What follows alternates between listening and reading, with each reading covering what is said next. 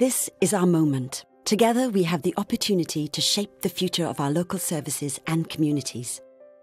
Local services and community facilities are under threat because of the big reductions in public spending. Your county council is efficient and innovative. We support and work with local people to find local solutions that will last long beyond any changes to local public services. As a council, we have saved over £22 million in the last 3 years.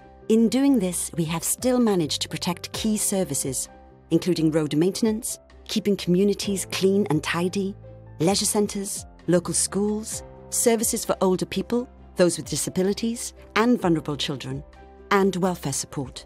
How have we done this? By reducing management and administration costs, reducing the costs of individual services, and changing how services are delivered.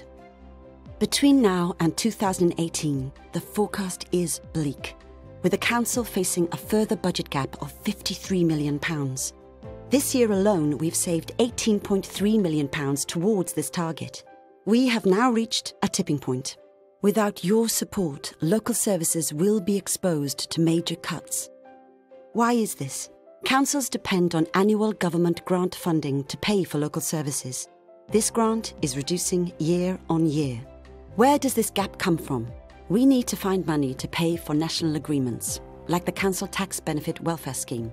We also face local pressures for services. For example, more older people need more residential and day services. We then have to meet the costs of inflation. And our workforce costs are rising through things like the nationally agreed public sector pension reforms.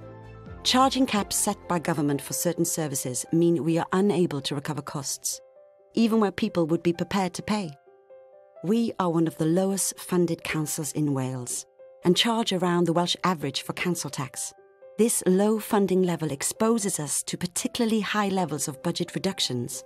What are the options? We are working hard to find solutions and believe we can find around £14 million of the £21 million needed next year.